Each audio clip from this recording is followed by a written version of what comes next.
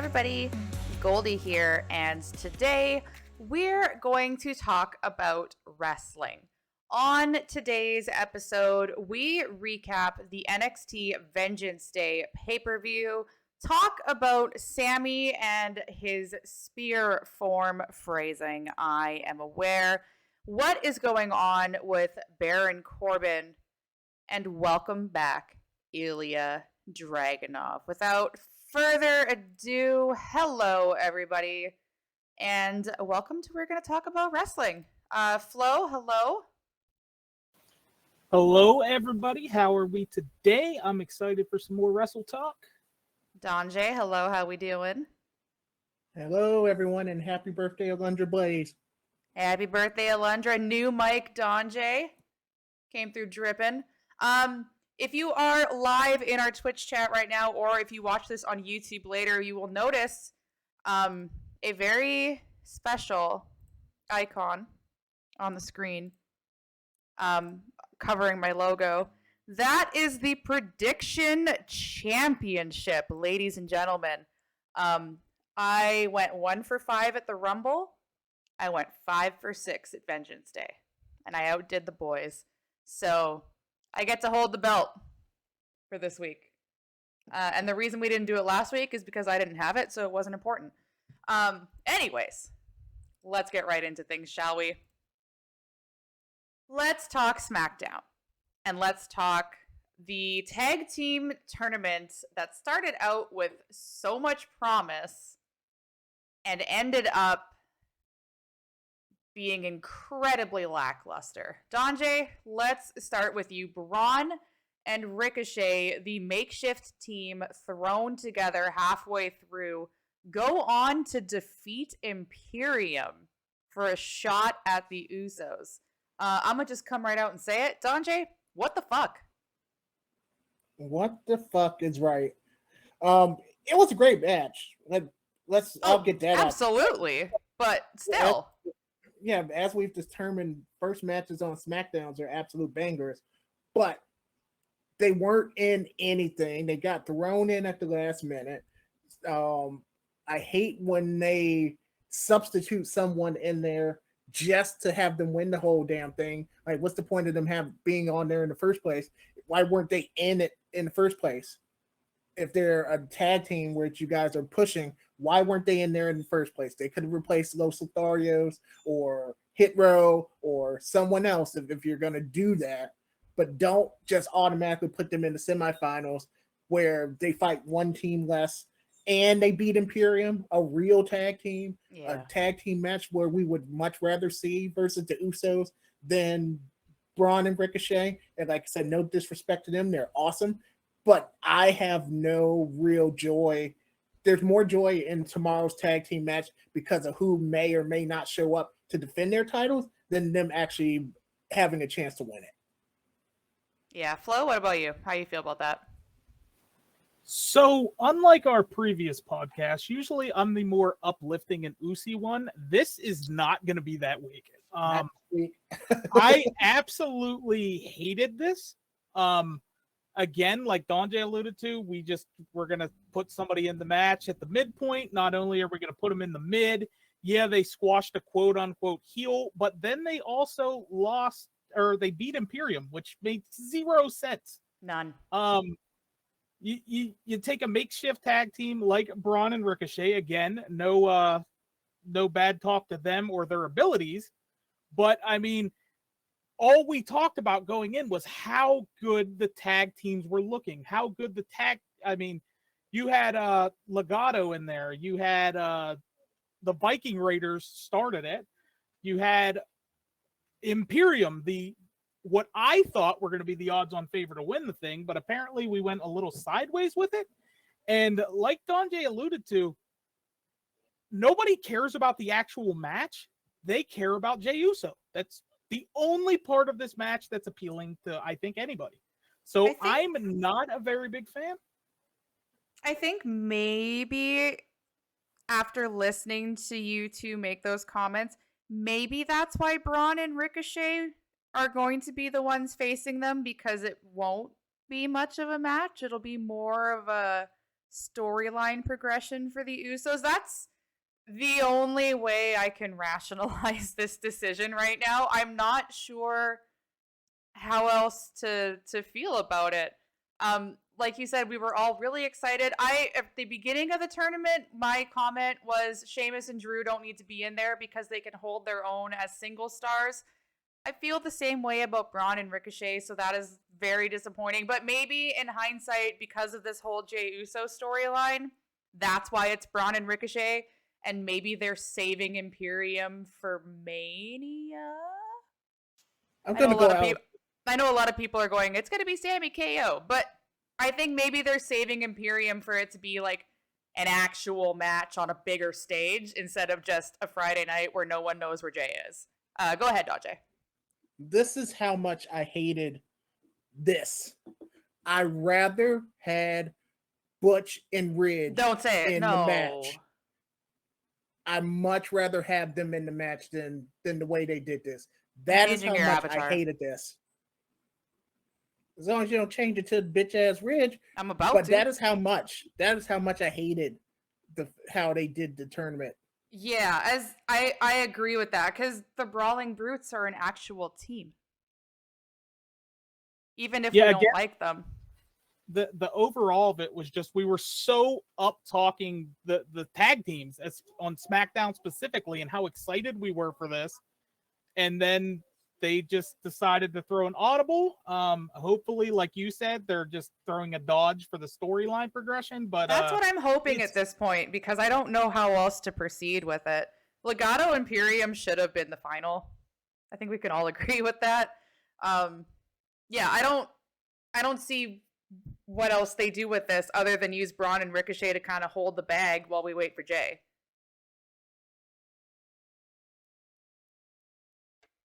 Question mark. Grr. Oh, we gonna be grrring and beefing a lot this podcast. But let's move on because we're gonna talk more tag teams later and we're gonna get even more mad. Let's talk women's Elimination Chamber qualifiers. On SmackDown, we had Natalya, Shotzi, Shayna, and Zelina for the final spot. Or not the final spot, sorry. This one of the last two spots because the other one was on Raw. But Natalya wins. She will be entering the Elimination Chamber in Montreal for a shot at the Raw Women's Championship. And as much as I love Natty getting this moment, going to her homeland of Canada, I am Canadian, don't you know? I made the joke in my Discord server that it's going to be Montreal Screwjob 2.0, and she's going to be eliminated first. I would have loved to see Shayna because we all remember the Elimination Chamber that Shayna went off. And I need that Shayna to come back. So I was really hoping it was her. Wouldn't have been mad at Zelina winning either. Shotzi recently had a title shot, so I'm not upset that she lost. I'm a little upset that she was involved, but not upset that she lost. But Natalya is in fact going to Montreal for the chamber. We've kind of talked about people being put in enhancement talent positions. It's nice to see Natty being considered for championship opportunities, even if she doesn't end up winning the chamber. Flo, what do you feel about that women's qualifier? I both women's qualifier. I think if we took predictions, I don't think any of us would be winning. We'll get to the Raw one afterwards. Yeah. Yes, I also agree that I thought it was going to be Shayna's moment. She has the history in the Elimination Chamber. It was her comeback. It was like, all right, we're not doing the Ronda thing. SmackDown storyline suck. We get it. Okay, this is going to be the moment. And they decided that, okay, we're going to put the hometowner into the thing, which, again, all about grateful for the spot. But looking at this Elimination Chamber top to bottom, it's like it's a one-on-one match to me, looking at it personally. But it's just tough overall to decide where they're going and what exactly they're doing. I mean, right now we have what Charlotte's already decided with Rhea. This is for WrestleMania. This is the last WrestleMania spot for the big female title, and the entrants they have in it are a little bit questionable. I guess there could be other matches. Hopefully, they don't throw together one of those Andre the Giant Battle Royal things, because they're just kind of iffy to me. But yeah, I'm sure, just to get everybody on the show. But it's very underwhelming, and that's hard for me because I am all about Natalya all the time. But from a storyline and believable perspective on who's going to win this Elimination Chamber match, I'm just not buying it with Natalya, and it's going to be. I mean, are they going to let Natalya and Sammy get pinned in the same night? Yeah, they are. But I'm with you. Shayna would have been the most believable just because of that track record, that history. Turn her back into the badass. Donjay, what are your thoughts? So I'm gonna come at it a little differently. I think they didn't put Shayna in there because they want us to forget that Elimination Chamber. Because then if they put her in there, that's all they'll talk about. They'll potentially try to limit the credibility of the other 5 participants in it by saying that she should run roughshod on it. Not if Shayna gets eliminated first.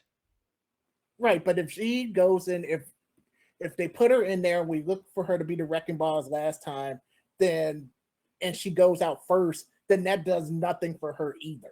So I almost rather her not be in it. So, like I said, I'm good with Natty being in it just because of the whole Montreal, give her the pop, give her flowers, that piece. To Flo's point, and we'll talk about it a little bit later, I see 1.5 people who could potentially win this thing. But in terms, it doesn't bother me as much as long as I get the one that I expect and hope to win it. Yeah, and we'll talk about the one a little bit later. But speaking of the one, we got the confirmation that we all thought we were going to get Roman against Sami Zayn at Elimination Chamber for the title. Roman goes to cut a promo. Sami jumps him, KO style. That spear that he hit on Roman was clean. That was clean. Basically, it's, yeah, Sami's like, I didn't want anything from you now, but now I want your title. I'm probably going to get a little bit of heat for this, but I'm used to it at this point. I don't know the first thing about wrestling, but I feel like this breakup was too quick. I don't really know how to describe it. Like, Roman didn't really get a chance to talk, and then Sami was just like, I want your title! And, like, I was kind of hoping Sami would maybe do the whole, like, cut a promo and be like, this is why you were so important to me, and now the power has gone to your head, and I need to walk away, or, like, something. I just felt like it was really sudden.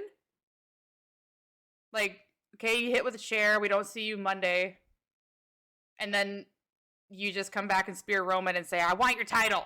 And, like, that's it. Am I out to lunch here? Or did it feel a little like, okay, we went over with the trial of Sami, so now we need to cut time everywhere else. I feel like Sami we could have had a little more time instead of just, sup, bitch, I want your belt. I don't know. Maybe that's just me. How do you feel about that, Flo? It's amazing how quickly Sami Zayn turned into Kevin Owens. Right? It's the Kevin Owens. We're just going to come down. We're going to kick your ass, beat the shit out of you. It's like, I understand your point of they took the emotion out of it. Like, yeah, the build was so good. We didn't get the emotion. It was just like, hey, I'm coming to kick your ass. However, we did get the emotion when Roman's cutting that promo on Sami in the corner, because that was a piece of work in itself. It's the mic promos to me. It's still amazing to me that the guy couldn't cut a promo to save his life years ago, and now he's just like, every word he says is gripping, capturing. It's just, I agree. But Yeah, I'm not exactly sure. So Sammy's just gonna bum rush them all as usual. Everybody knows Roman's never alone. He always has backup somewhere, even if they're in the van, even if they're eating crab legs and steak and whatever. I need a bus that Sushi. has crab legs and steak. Sushi, Get me the yeah. sushi bus. Where it at? Yeah, so we need to find that bus first of all, but we're gonna see where it goes. It's gonna end up in Montreal, so we're gonna get our match. It's gonna Montreal be boys interesting. for life. We will. There's so many options for that match. It's just unreal. I'm looking forward to see how it unfolds. Yeah, Donjay, how do you feel about the suddenness of this coming to fruition? I realize they don't have a lot of time because the chamber's in like what, a week and a half. Exactly. But So, and that's where I think where it is the fact that their Friday was more about where's Jay? Our bloodline is fractured. We need to try to get whole, and not so much about Sammy. And then they right, threw the Sammy piece into it. And we have 2 more SmackDowns, so we have because tomorrow.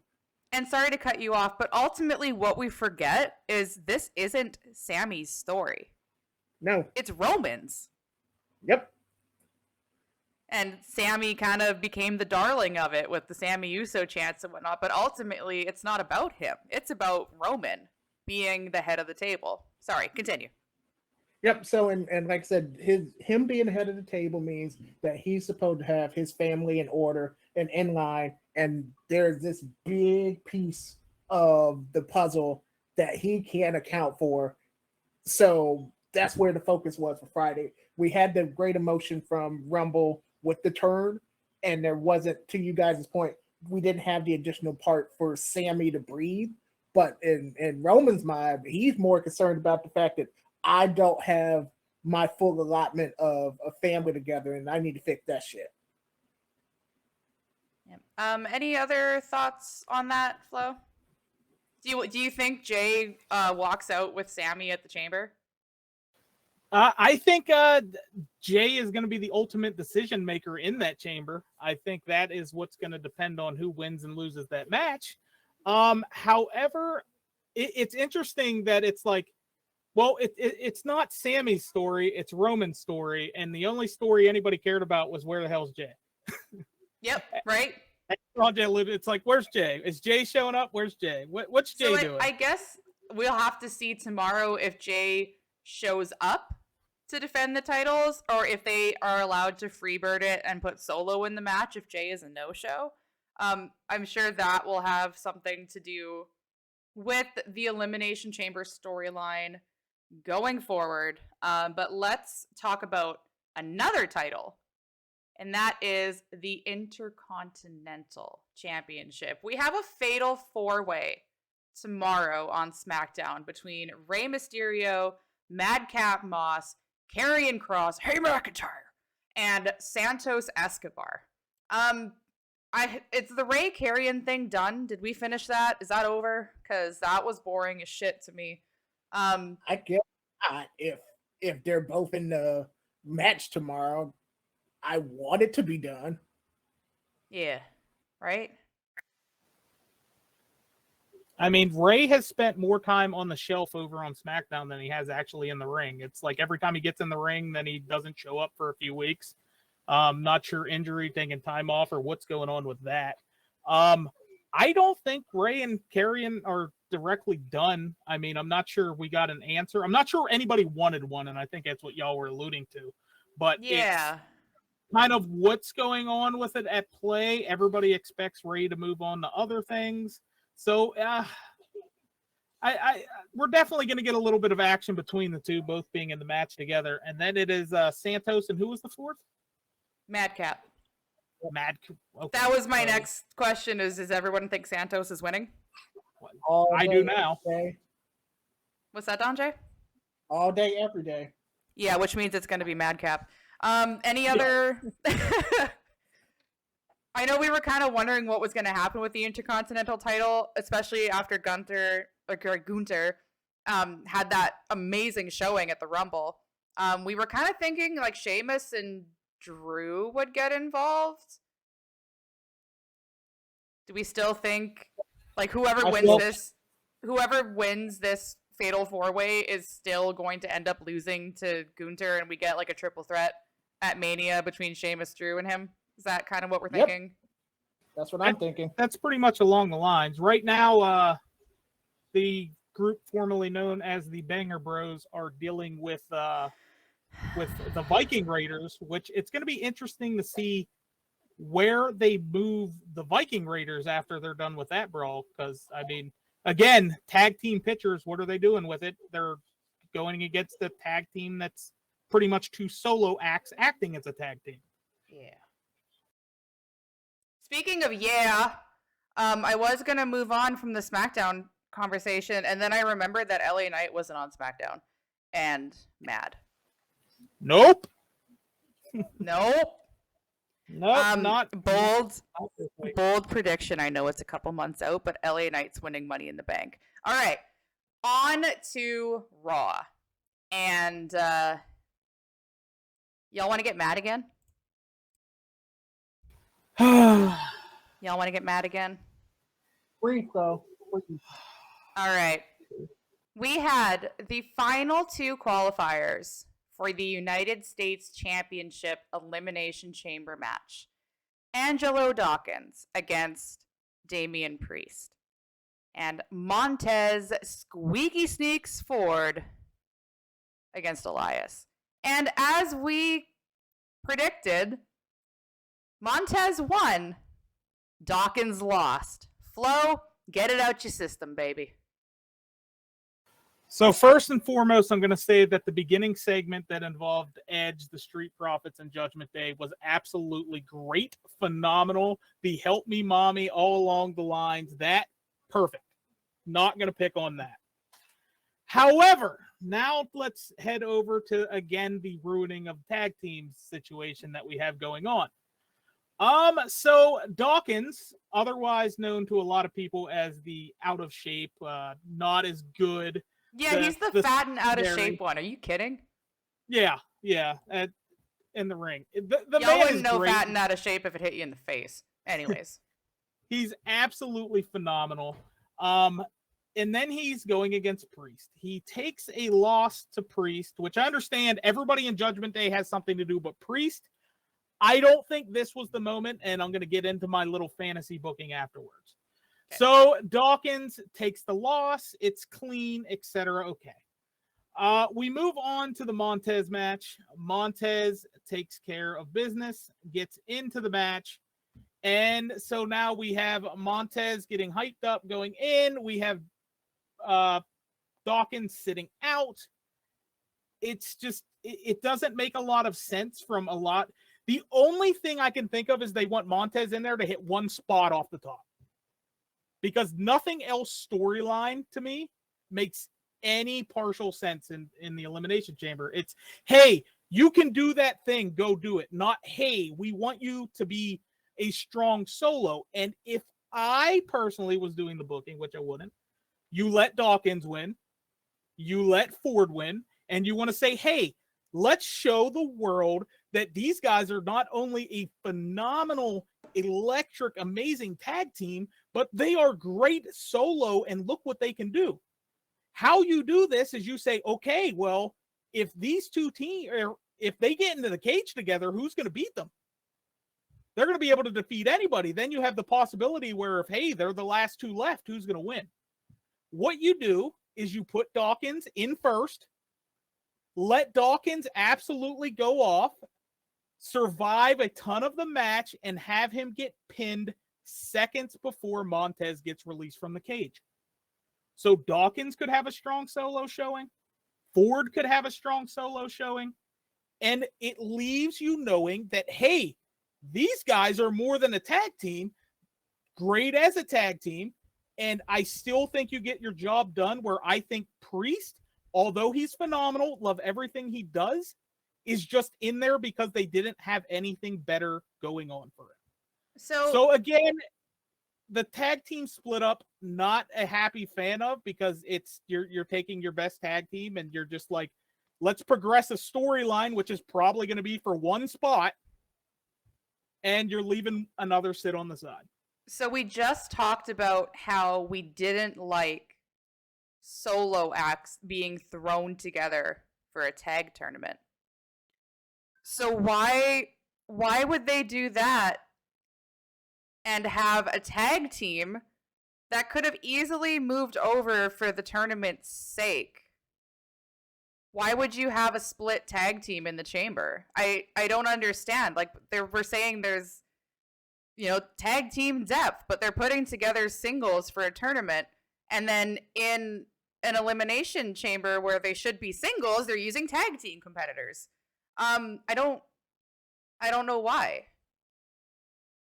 But it feels like something is just not clicking. Like, why would you split up a tag team when you have plenty of singles competitors that you're using to fill the tag team gaps? Like, why not just swap them? I don't get it. Donjay, maybe you have some thoughts on that? So I don't necessarily have a problem with them doing the split tag teams solo run. I think they used the wrong tag team. Yeah, I agree. I think they should have used Alpha Academy, because you're starting to see the planting of the seeds of disheveled Otis and Chad just being the workhorse. And I've said it, and we've said it several times, where I want to see the United States title on Chad Gable for a solo run. And I think that Dawkins can have a solo run and be fantastic. Ford can have a fantastic run. Gable can have a run, and even Otis has his own thing, because he can go when he wants to go as well. But I think that in terms of the planting of the seeds of some of the things that they're doing with that particular tag team, especially with the models. Yep, I was about to bring that up. That's the tag team that I probably would have done this with instead of the Street Profits, because every time they are separate, it automatically leads to people's mind with where they're going to break them up. And I don't think that they were going to break them up, but I also didn't think that they were going to break up another tag team that we'll talk about in a little bit. But in terms of tag team, I think they should have used Alpha Academy instead. I completely pressure would have stayed down. And what? Sorry. And I said, and then Flo's blood pressure would not be high. Yeah, I didn't even think of that, to be honest, using Alpha Academy, but it makes sense because at the beginning of Raw, we saw Maximum Male Models signing their contract to come over to Raw. And the episode before, Maxine, is it Maxine with an N, not an M? I don't remember. The chick. Yep, Maxine Dupree. Maxine, okay. She looked at Otis and was like, "It's perfect." Kind of, I guess I don't want to say planting the seed, but kind of hinting at maybe they take the now disheveled Otis and try to do this like rags to riches transformation with him, and he becomes a model. Because don't get me wrong, Otis is hilarious. The only time I liked Mandy Rose was when Otis was with her. I thought that was hilarious. He's so funny. And I really like Gable as a singles competitor too. I want him to go on a run so bad, just like you. So yeah, they definitely could have used Alpha Academy instead of the Street Profits. I definitely agree with you there. Any other thoughts on that, Flo? Yeah, 100%. Me and Donjay need to start booking. I think that's what we've decided here, because I agree, and we were mentioning Gable the entire time during the night.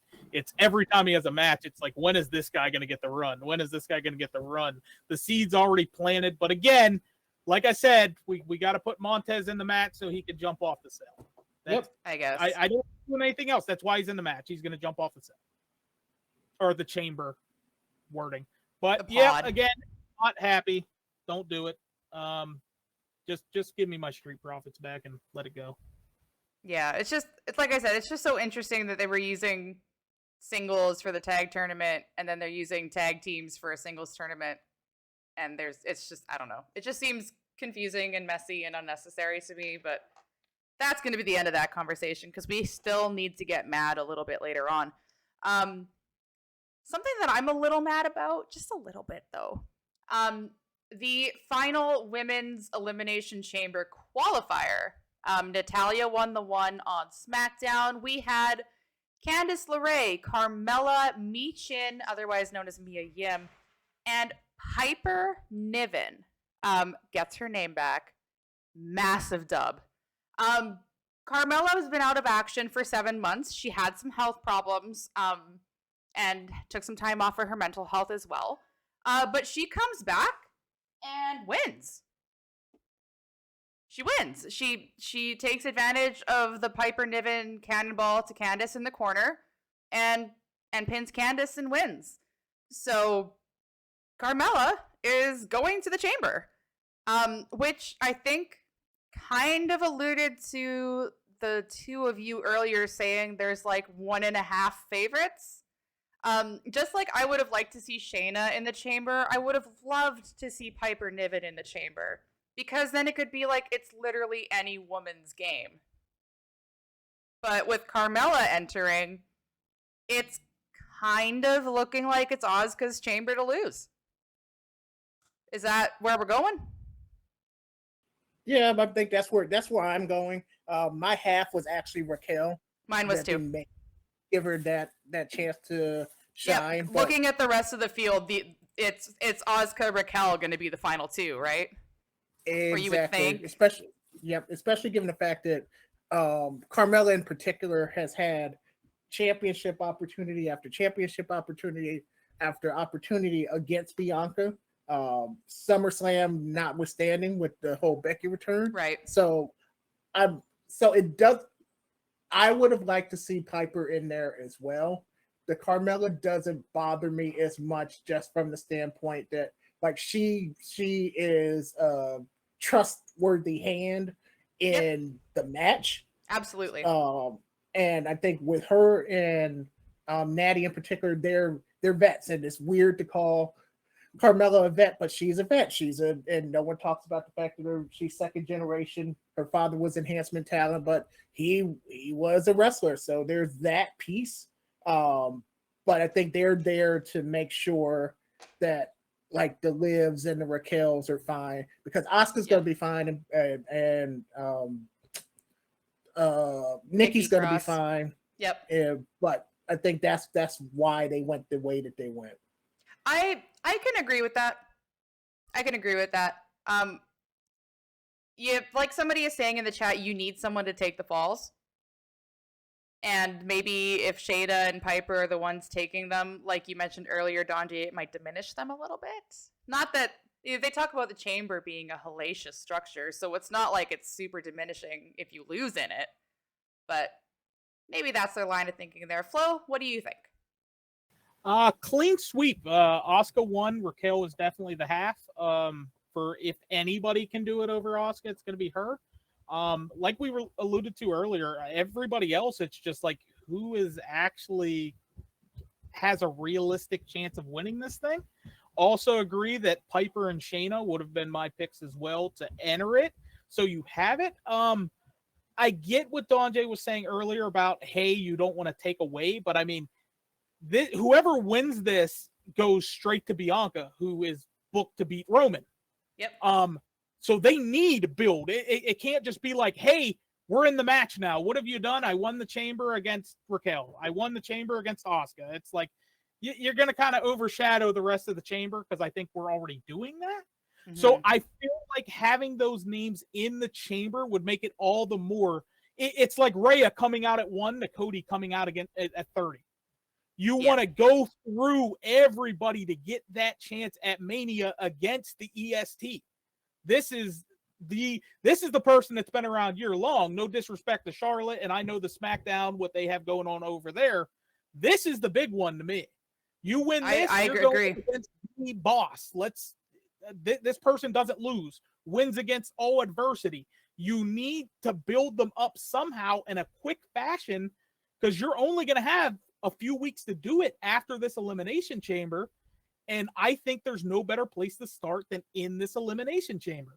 Carmella, I mean, welcome back. We get it. I don't think you got her. Nikki Cross has been great. Personality wise. In the ring, she'll be great as well. But again, what's going to happen with her? Chance to win? No.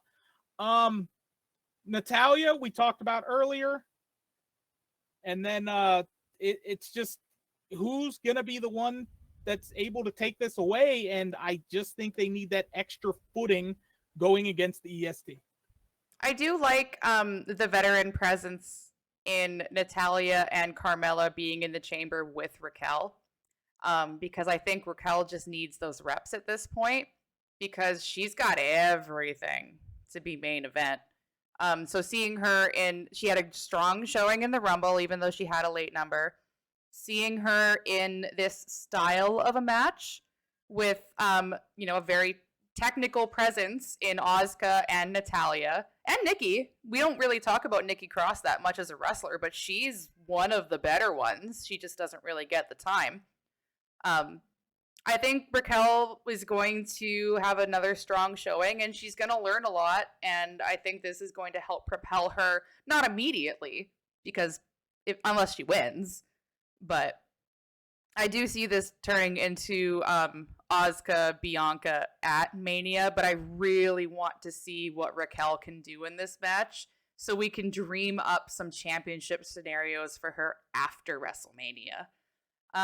Let's move on to the moment where you could pinpoint my heart breaking, and it's like The Simpsons where Bart pauses the TV on Ralph. It's like you can see the exact moment where you broke his heart. It's JBL turning on Corbin.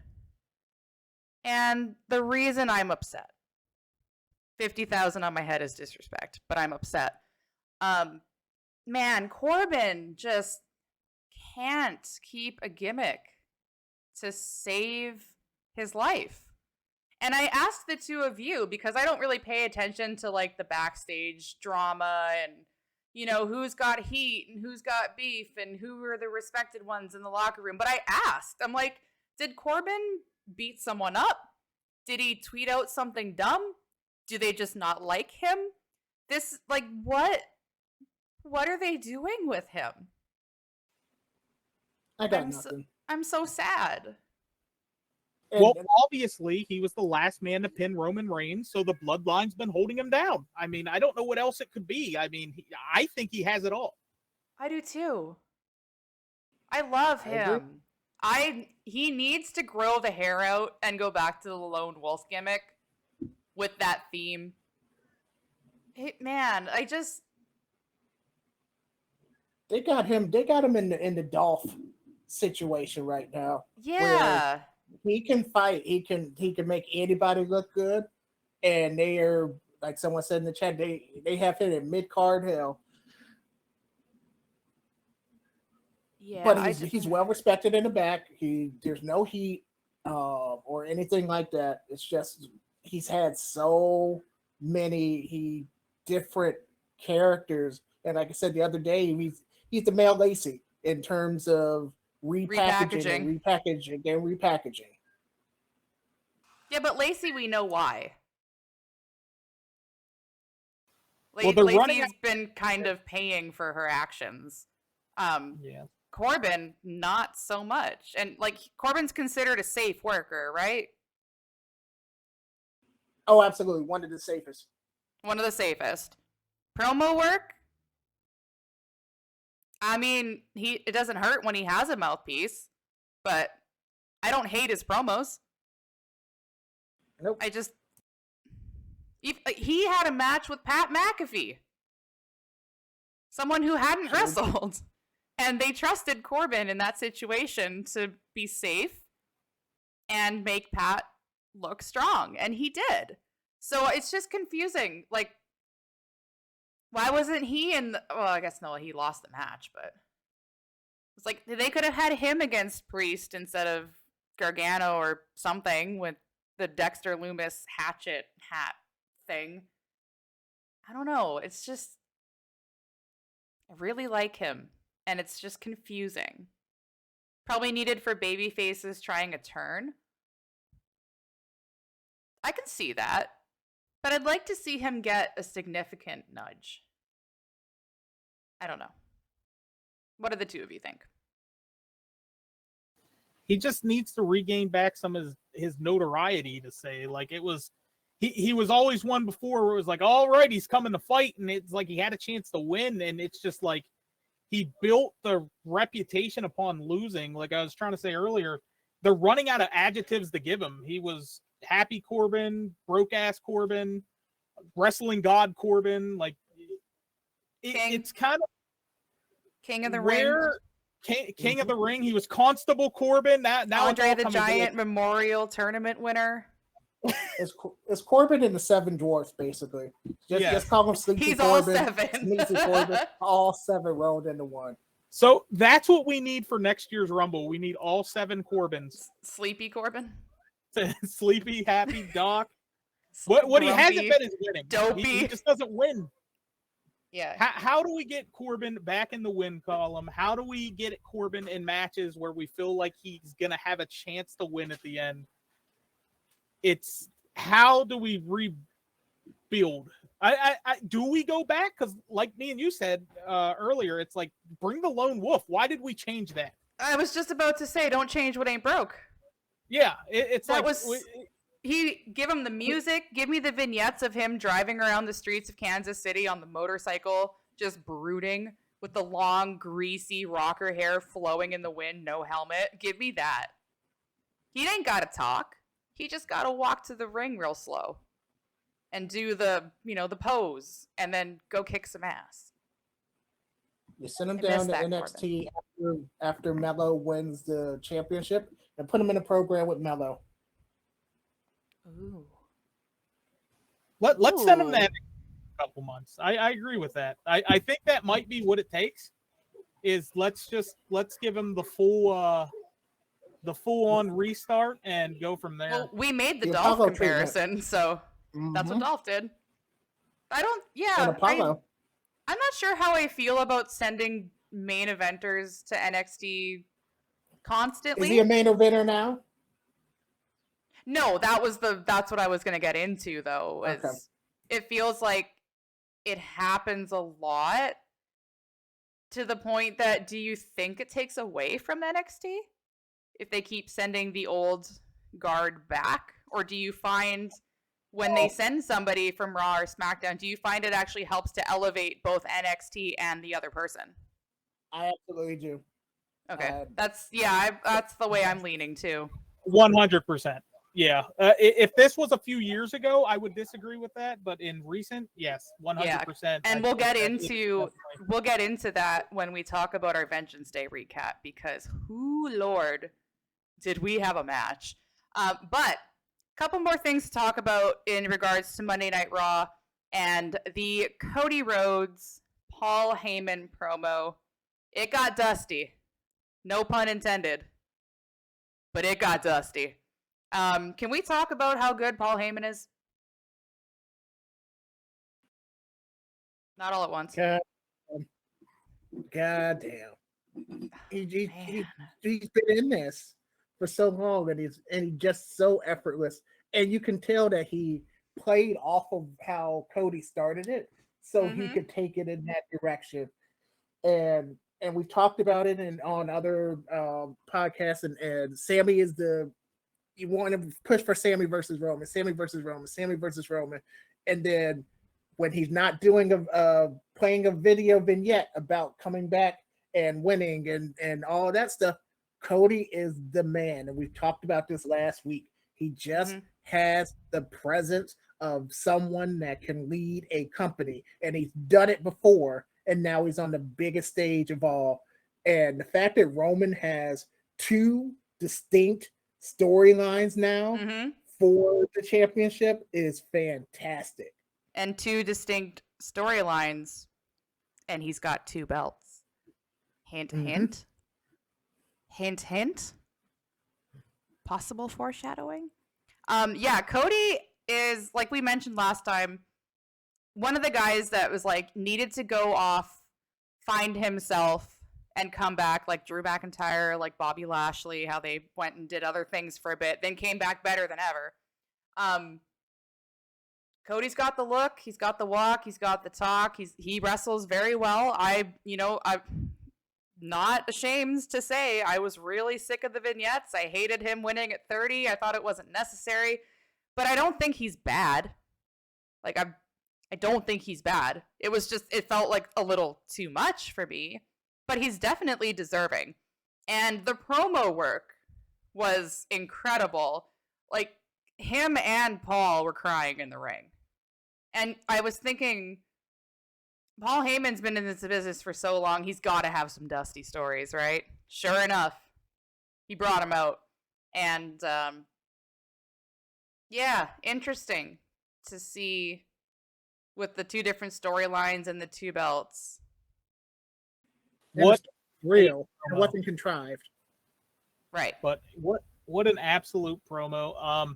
I don't think anybody knew where exactly we were going when Cody came out. It was like, all right, because he always starts with the, well, what do you want to talk about? Mm-hmm. And we got to the Sammy chants, and then you get Heyman coming out of all You get people. the ladies and gentlemen.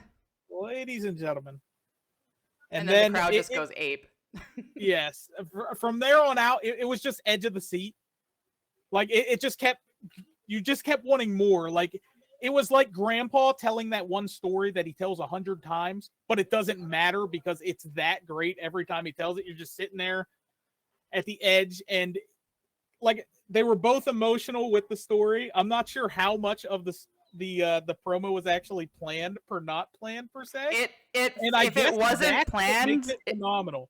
If it was planned to make it look like it wasn't planned, then it was planned very well. Yes. Yeah, because really, that really is the key in a promo. If you're sitting there questioning, hey, is this exactly going to be good?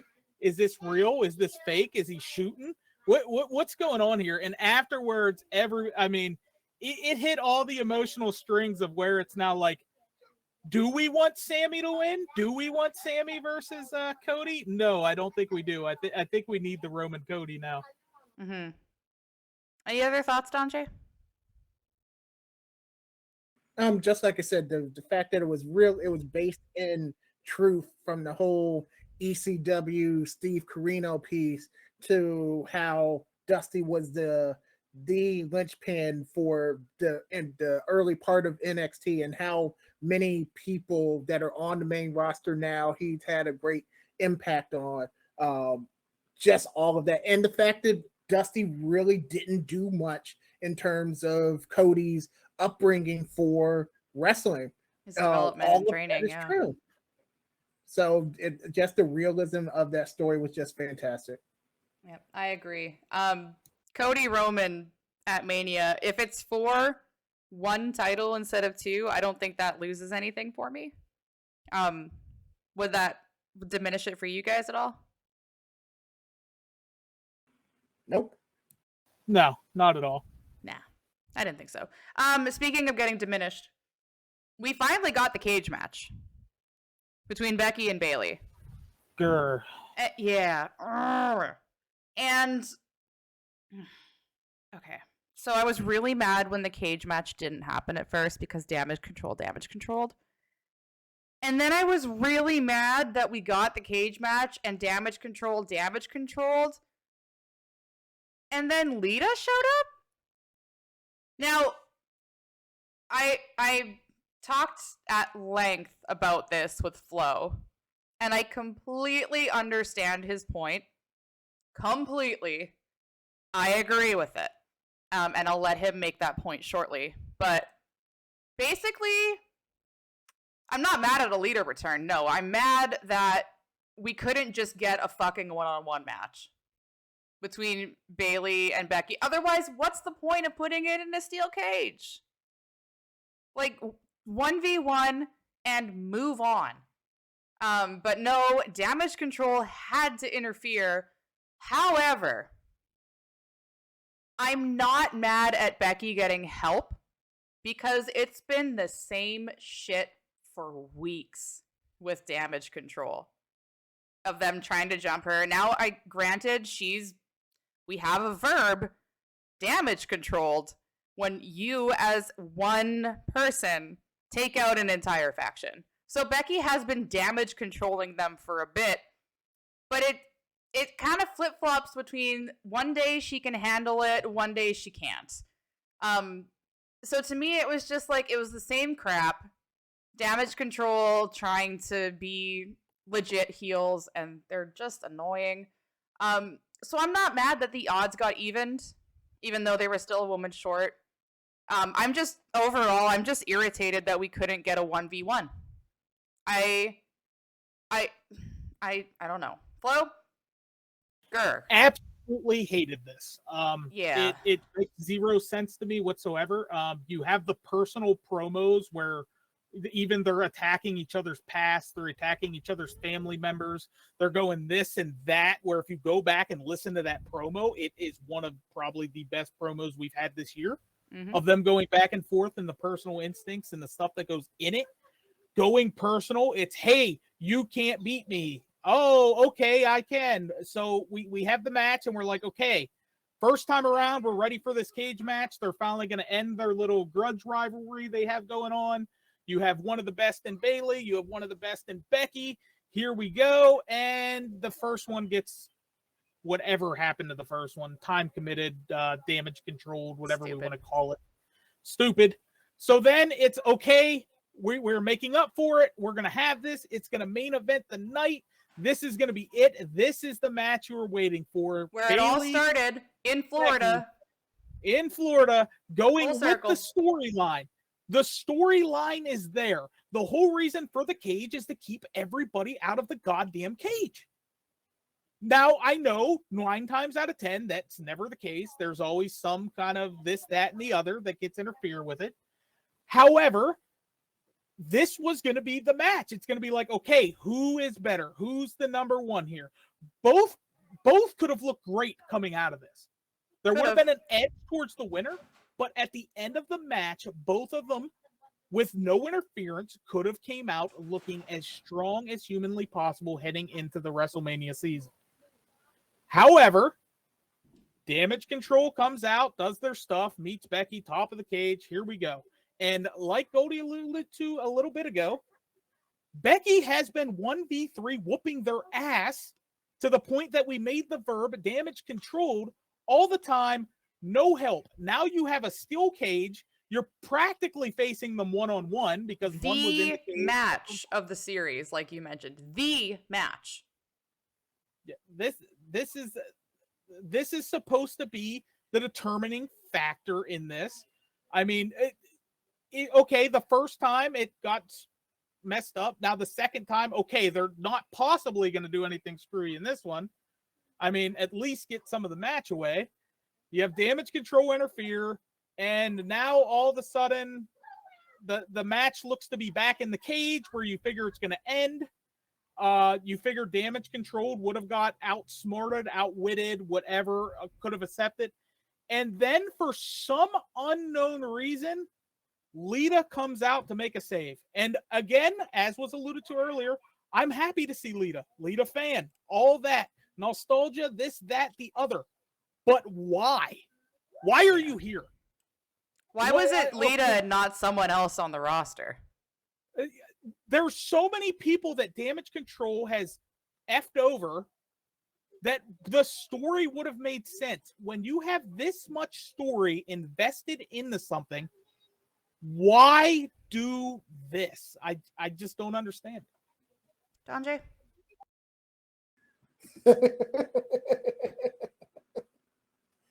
I just laid out for both of you guys just because I don't see it the same way as you guys do, and there's a couple reasons why. That's fine. So Go ahead. I never expected this to be the end game of the Bayley Becky rivalry. If we remember, this was supposed to be at Raw 30 and time constraints and everything like that. Lita was there and in the back, and she never got on camera. So all of this happened a couple weeks ago. My thinking is this is going to lead to some form of 3v3 at WrestleMania potentially. I'm thinking WrestleMania. Trish coming back too? Yep. Oh, really? I was being half-hearted with that. No, I think she shows up probably at Elimination Chamber in some form of fashion. They'll in probably Canada. do some tag team match. Yep. in Canada, get the massive pop. You run the 3v3, and you culminate with a 6-woman tag match at WrestleMania with the 2 Hall of Famers and Becky Lynch versus Damage Control, and ends it that way.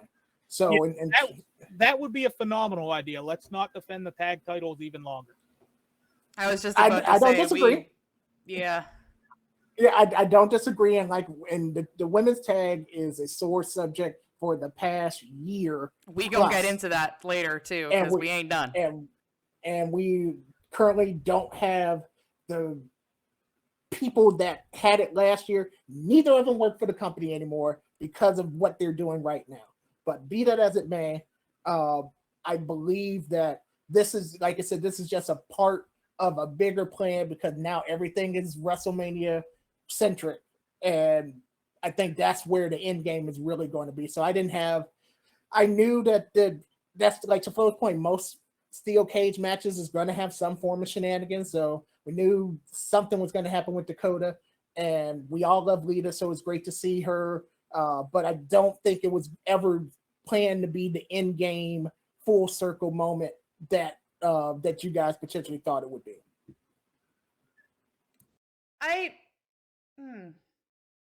How do I say this? As much as I love Lita and that WrestleMania scenario you drew up, I don't need to see it. I'd rather see an actual tag team go after those belts. As much as it would be fun, it would be nostalgic, it would be entertaining, give the women their flowers for all they've done in the industry. I'm fine with that. But I don't need to see it at Mania. I'd rather see them do something with the belts. But I get it.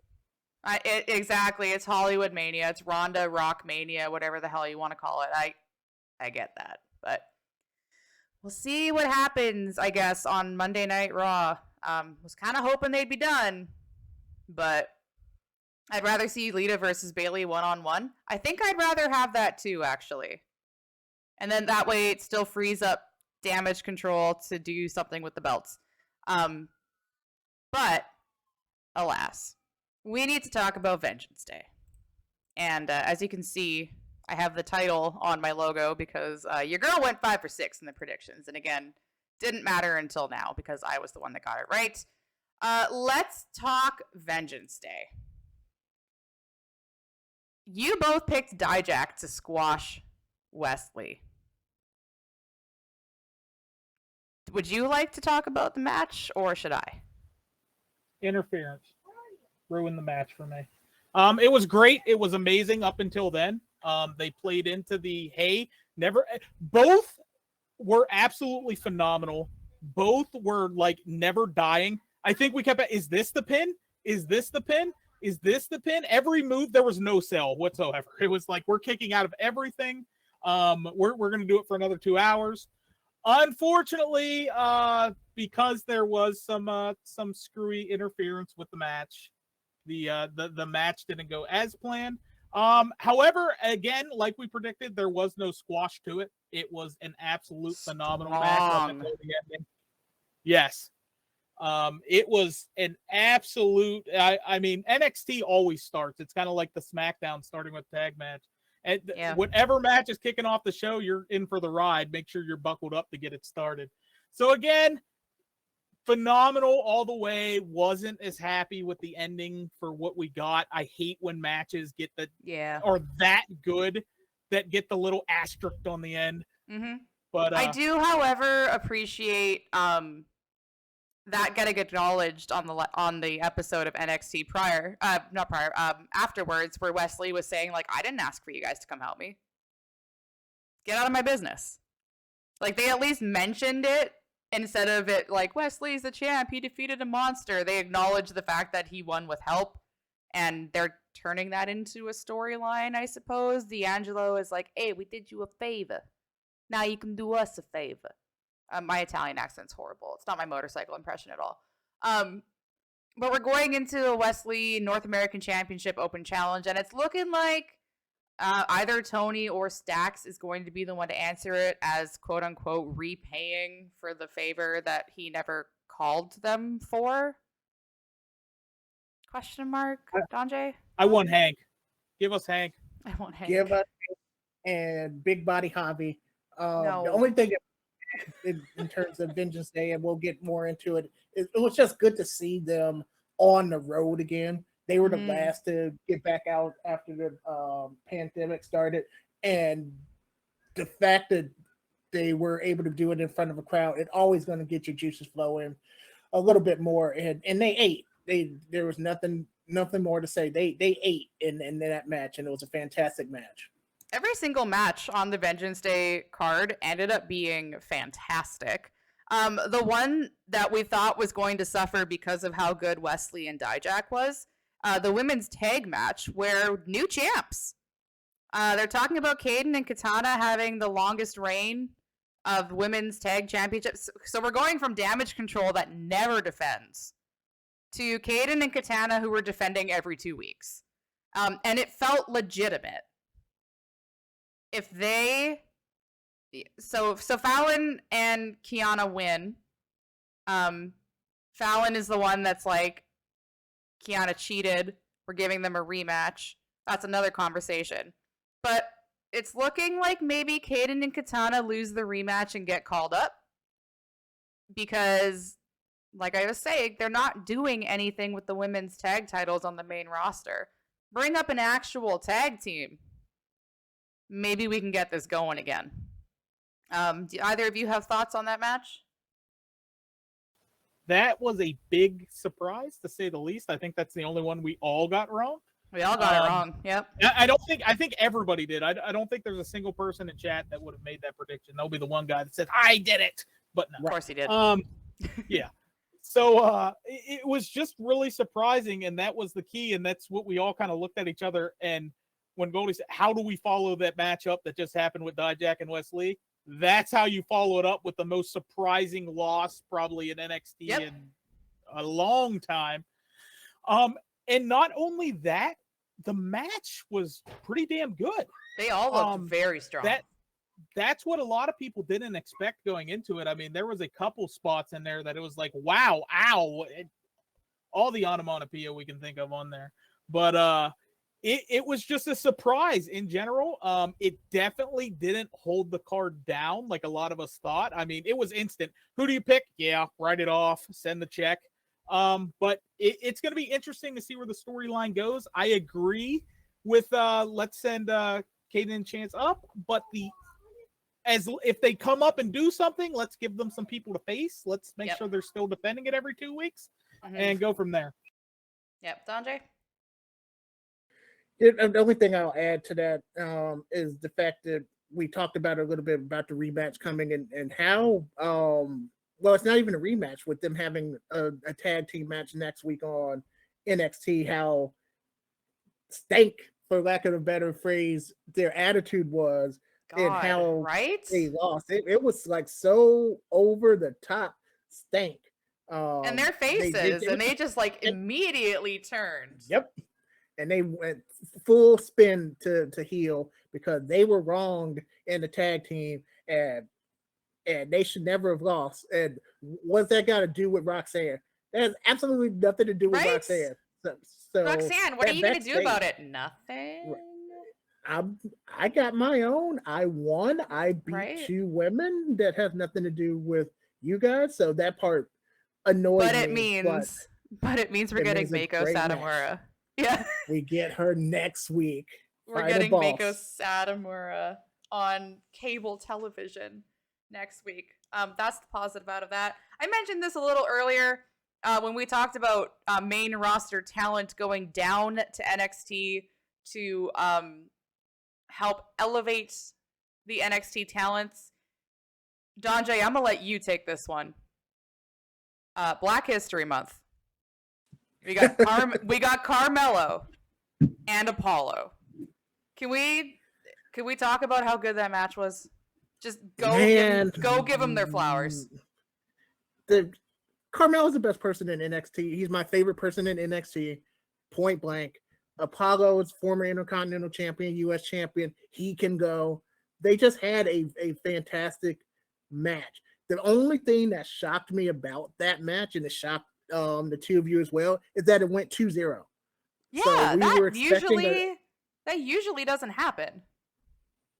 But Carmelo is the truth, and then it got to his match on Tuesday where we got to JD McDonough, which was Unreal. also on cable TV Unreal. and not a pay-per-view, and that was a fantastic match. So just in terms of anything Mello and Trick Williams just being that mouthpiece, a different mouthpiece than that we're accustomed to in terms of either manager or sidekick. He does it More with of a his hype own man. spin.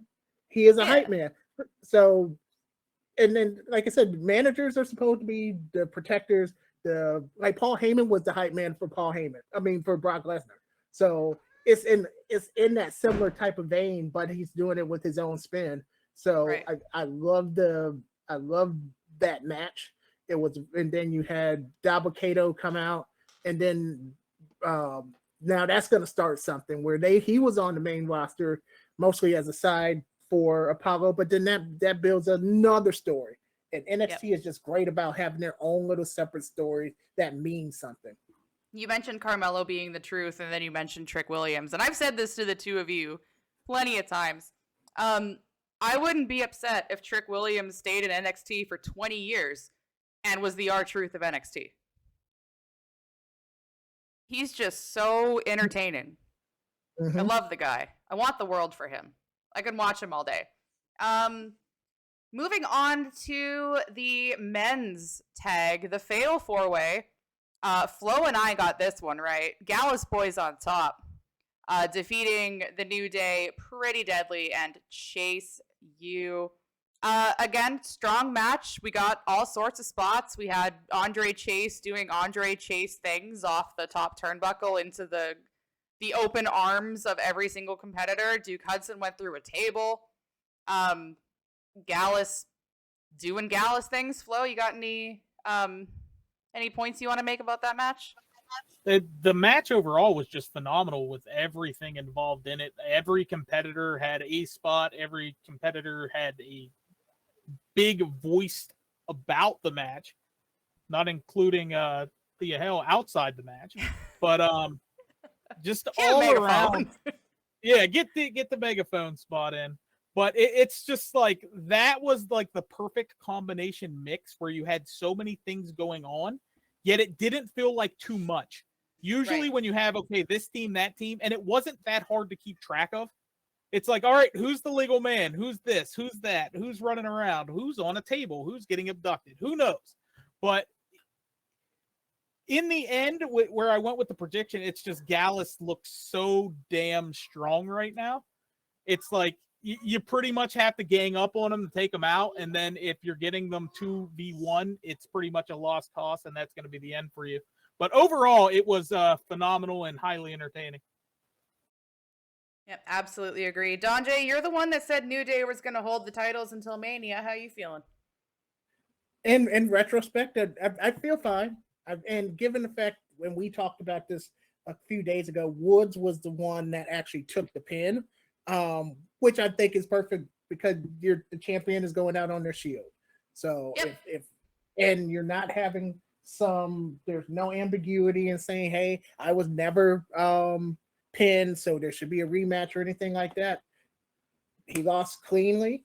And ultimately, as we've been talking about, main roster going down to help, this helped those three tag teams immensely just to be able to mix it up with one of the greatest tag teams in the history of the company, and just to be able to say that they beat the New Day in story and whatever, you're that's a notch on the belt that they can remember for a long time. And I'm a big Gallus. Love Gallus as well. I just thought that I just was thinking more with my heart than my head apparently on this one. Hey, I did it for the Rumble, and we saw how that worked out for me. Maybe this means the New Day is going to go back to the main roster, and we have another credible tag team to get split up into singles. Too soon? Too soon. That's always yeah. Freebird rule, though. Next, we had the women's championship match. This kind of went the way we thought it would. Roxanne wins. JC and Gigi start to fracture. And eventually, JC Janetti. I know she's the one that delivered the super kick, but JC is the Janetti of the two. Don't at me. We had predictions on that too. I believe Don J said they'd stay a duo. Flo said they'd get a new leader, and I said they'd split. And they split. Ding dong hello, boot to face. How are we feeling about? Actually, you know what? No, do we want to talk about Toxic Attraction now? Because it adds to the whole. We started out with really strong tag teams, and then you split up like the one credible threat to actual tag teams.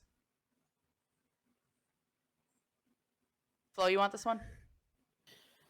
Oh, I will take my last grunt here. I know. This is another one that I absolutely hated. Toxic Attraction has been built up so far, so long with everything. It was kind of to the point where it was like, when are they getting called up? They're going to tear shit up. It's like when they get up there, I mean, actual faction, whether it's picking on Bianca, picking on Charlotte, picking on whoever the tag team belts are, they can go after tag team belts.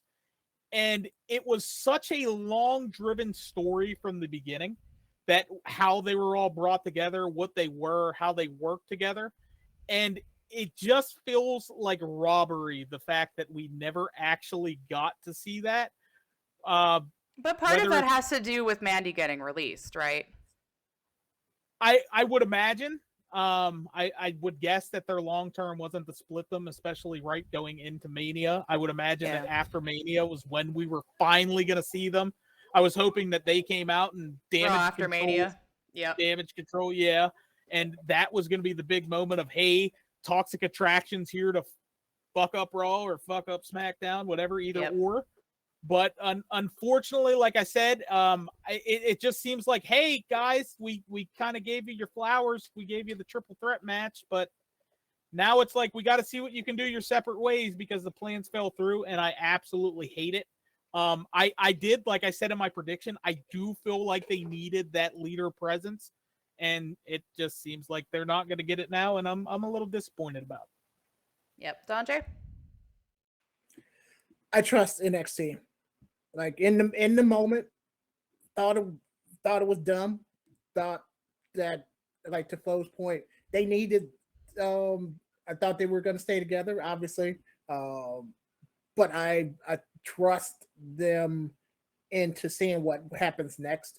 I 100% believe that all of this was based on having to turn pivot with Mandy being gone. Because one thing I know about NXT, just because I've watched it so long, is that they plan their stories out for like months and months. So they know exactly where they're going, especially from like one takeover to another. And the fact that this was sprung on them had to change their end plans.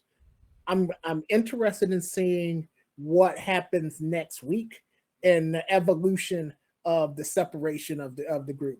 Because before they got there, they both were singles wrestlers in different promotions and did well in those promotions, and they had their best selves so far as a duo. But I want to be able to see if they learned anything from being a duo to expand their solo runs. Yeah, I'm looking forward to seeing that too. It looks like JC's gonna be the one that they wanna push because she's the one that betrayed Gigi. The barbershop. Here we go. Shawn Michaels is the one. That's why we call everyone the Janetti when they get a boot to the face. But do we see JC being the one out of these two, or maybe they both end up being stars? How do we see this playing out? I think they are trying to make Gigi a super face, and then they'll make JC a super heel. Yeah, and I think that they'll go their separate ways. And I don't think that there is one that's going to super shine the other, because in NXT the women always shine. Period. But I think that they're going to try to make Gigi a super baby face, because there's not that many ultra baby faces in the women's division. I mean, pretty much they're going to have to show me something. Not many. I didn't say that there weren't any. No, I'm not disagreeing with you. I was just trying to think, like, other than Roxanne and Soul. Wendy. Wendy's a face. Oh, yeah, Wendy, yeah. Indy is well, we don't even know about Indy anymore. Yeah, she's kind of mid. Do we see maybe JC Gigi culminating at Stand and Deliver? Or is that too soon? Because they kind of had to rush this. Like we said, they had to pivot with Mandy leaving. So do we get a long, drawn-out feud between the two of them? Or because Mania season is here, do we kind of just quickly wrap this up and let them go their separate ways? I mean, we're saying quickly, but it's the first week of April, and this just happened beginning of this week, so it'll end up being like almost 2 months. So we have all of February, and then we have all of March. So in terms of NXT time, 7 weeks buildup is perfectly acceptable for them. Yeah. Okay. So? Yeah, they're gonna have to show me something. I agree with it's kind of like, is either of them going to shine through this? I think they do take the steps to where they're yelling at each other, promos, beating the hell out of each other backstage. Maybe they get cheap wins against each other. And then we get their big, okay, show me what you can do match with each other. That's going to be what I think it needs, especially to shine out. It was like, okay, you two were together so long. Let's show that you both have it. This is going to be it. This is your personality. You're going to be the loud, obnoxious, annoying one. You're going to be the one the crowd loves. Go make it happen, and let's see what come out. And then maybe that match ends, and then maybe they love each other again. I mean, that's the perfect world, right? Give them something to do. They beat the hell out of each other at Stand and Deliver, and then the Raw after Mania, they show up together like, all right, we got it out of our systems, bitch. We're here. They do the Sheamus Cesaro. They form the bar. Best of 7. Best of 7. Best of 7. Let's do it. I wouldn't be mad at that, actually. One thing there's 2 more things we need to talk about. One of them I mentioned in the intro. The return of the Mad Russian. And a listener actually tagged me on Twitter when this happened and said, Ilya said, fuck your visa issues. Yeah. He's back. How excited are we? I can't really get more excited. The music hit and that match completely turned, which the match returned in was already a banger. But you were on voice with me. You heard my excitement. I got a little hot there. It was electric. This is a man that can take control of the match. He can take control of the crowd. And it's just you're into it from start to finish. No matter who he's facing, what it's wrong. He could be out there for a squash match, and you're going to remember it. Yep. So I am highly excited to have this man back to figure out. It looks like him and JD might have some unfinished business, and then it's like, where does this guy go next? Yeah, this is the man that had a best 2 out of 3 match series with Walter. And those were some of the best matches in modern wrestling that I think I've ever seen. Just incredible. But you mentioned he comes back and faces JD, who's the one that I guess K-Fab took him out with injury because there were visa issues or whatever. But are we thinking maybe Mello and Braun get their program and Ilya JD get to feud, and then whoever wins between Mello and Braun gets the winner of Ilya JD McDonough? Yep. Yeah. Works for me because all 4 of them can go. And yeah. I ain't mad at any of them being the face of NXT for a designated period of time. I think they're all fantastic. Last thing I want to bring up, and I'm going to let Flo handle this one because rock in a hard place for our friend Godflow here. It looks like we're getting a Chase U Schism feud. And I know it breaks your heart. My nightmare scenario of my 2 loves. It's like, what do we do here? Where do we go? We were in the back, and they was getting a little excited, and Ava Raine had a little abduction going on took her away, apparently did some nice little makeup, gave her some Walmart stickers, called it a day. So pigtails as well. I mean, everybody alluded to her like, is that Alexa? What's going Fiend on? Alexa. Yep. Yeah, Fiend Alexa coming back. But it is going to be amazing. Schism hasn't been in the ring as much lately. Chase U has been in the ring lately, and it's been absolutely phenomenal. So I'm looking forward to see where this goes. Is this how many matches has Ava Rain had so far? Is this going to be 0? Are we going to get? She has not had a match. Oh, so we put her against somebody that has had one match. Let's do it. I'm here for it. Let's go. Not one match, one win. Undefeated. One match, one win. Undefeated. 1-0, baby. So to kind of Cole's notes this. Thea Hale is backstage cutting a promo on Tiffany Stratton.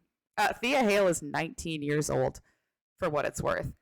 And then, gets abducted. Joe Gacy has been busy on Instagram, posting, pictures of Chase U with X's over their eyes and liar and fraud written across. So it looks like Joe does not agree with public education.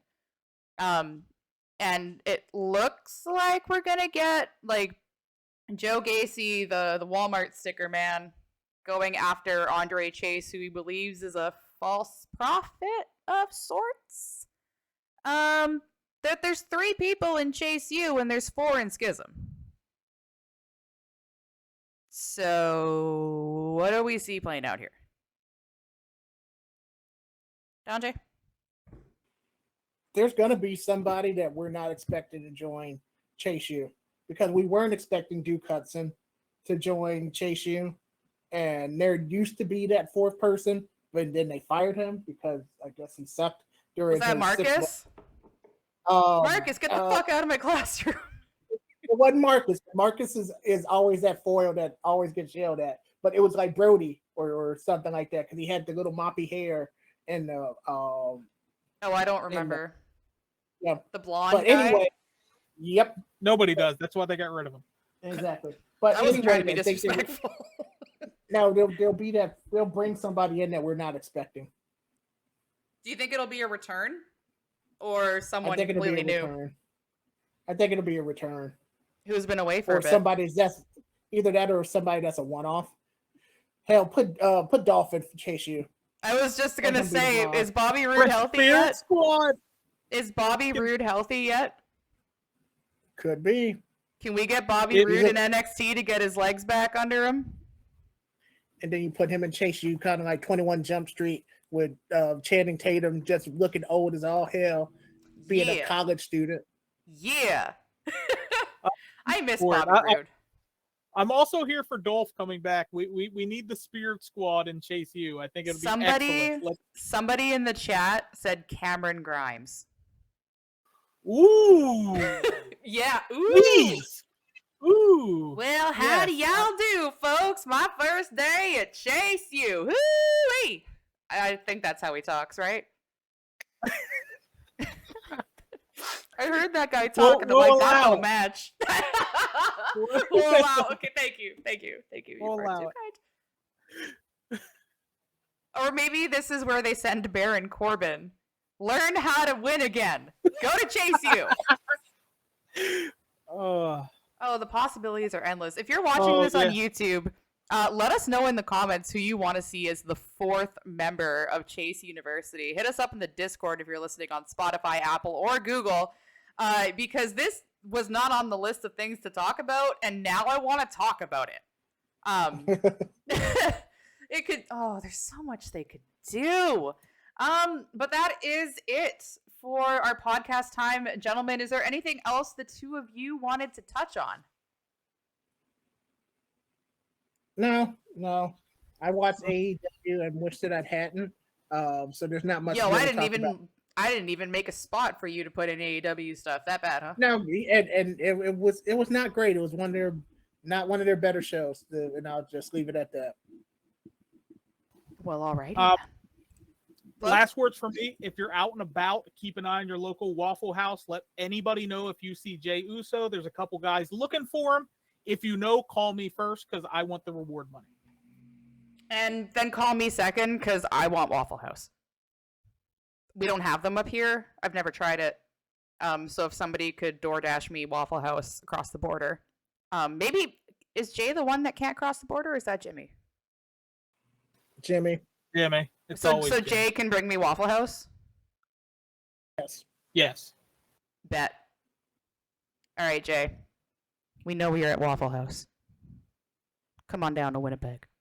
But that's going to conclude our podcast for the week. Flo, thank you so much. Don J, thank you so much. Thank you, everybody, for listening. And we will have more. We're going to talk about wrestling next Thursday. Thank you for tuning in. Bye. Bye, guys.